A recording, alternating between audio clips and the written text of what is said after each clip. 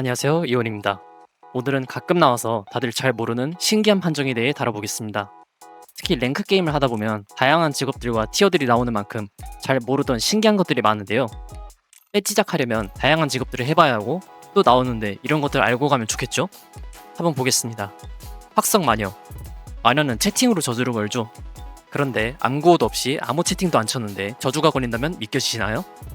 확성마녀가 확성으로 저주 걸 대상을 채팅을 치고 다른 사람에게 뺏겨서 확성 사용에 실패하더라도 저주는 정상적으로 걸린 판정이 되어 같은 맙팀에게도 보이지 않는 완벽한 숨기기가 됩니다. 마녀와 용병.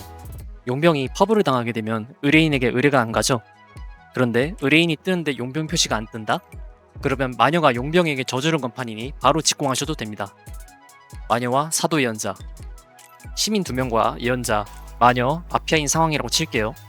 이때 마피아가 시민 하나를 쏘고 마녀가 또 다른 시민에게 저주를 걸면 개구리는 제3의 팀 판정이 나서 자기 팀 혼자 남았을 때 발동되는 사도가 터지게 됩니다. 실제로 예전에 겪었었던 일이라 참 신기했었죠. 도둑과 사탐. 도둑이 사탐을 훔쳤을 때의 메커니즘은 복잡합니다. 우선 도둑과 사탐이 서로 다른 사람을 조사했을 때는 서로 영향을 끼치지 않습니다.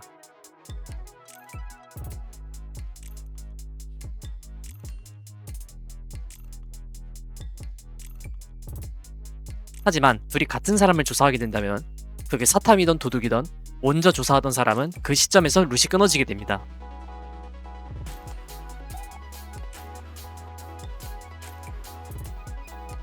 사탐은 보통 칼주를 하니까 도둑으로 사탐 훔쳤으면 좀 늦게 조사를 하고, 사탐은 룻이 당연히 있어야 할 직업에게 룻이 없고 마담도 아니라면 도둑판이라는 걸 인지하는 센스가 필요합니다.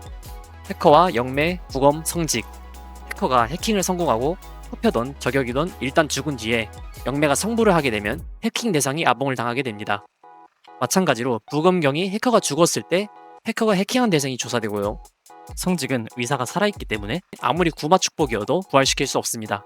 프록시는 해킹한 대상이 죽어야 풀리거든요. 해커와 공무원. 공무원처럼 해커에게 직접 손을 하지 않는 직업은 프록시 적용이 안 됩니다. 따라서 누군가 해커로 직업을 알아내겠다고 하면 해커를 조회해보세요. 프록시 때문에 안 된다는 거짓말은 통하지 않습니다. 저격, 승부수, 해커.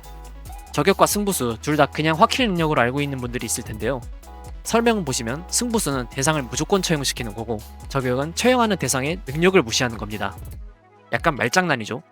무조건 처형이면 해커도 죽어야 하는 거 아닌가 싶지만 해커는 프록시로 무조건 처형시킬 대상을 해킹 대상으로 넘겨버리는 거고, 저격은 프록시라는 효과 자체를 무시하고 해커를 쏴서 죽이는 차이입니다. 속보기자. 기자는 죽으면 취대 대상의 직업이 뭔지 모른 채 죽게 되죠.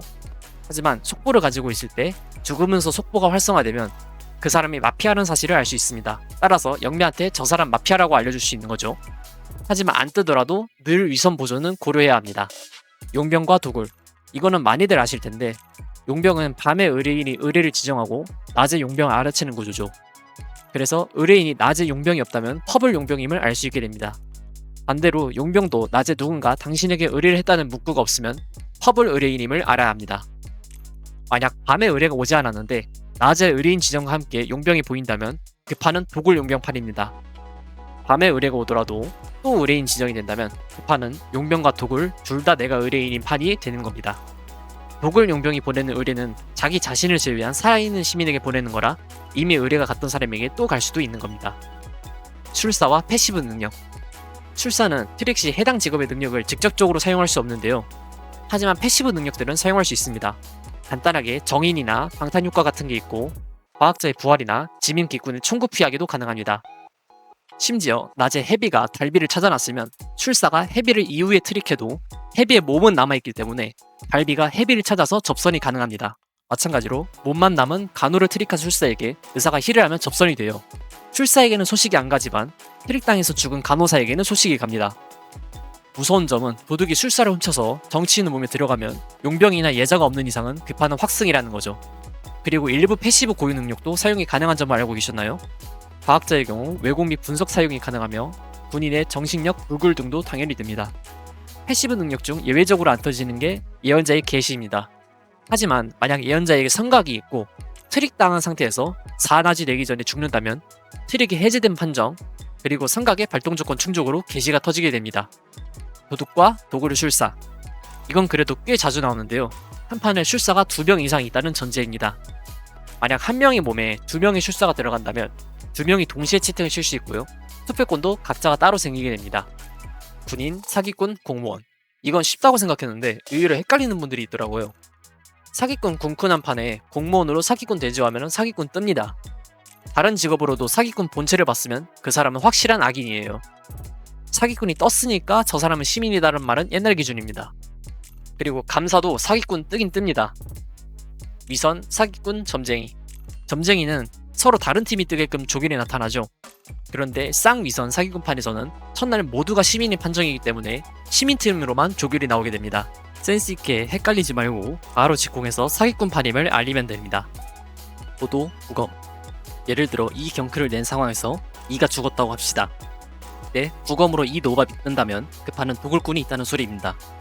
왜냐하면 이가 도굴당하면서 악인으로 변한 채로 부검이 발동되어 노압이 뜬 거거든요. 형사, 마녀.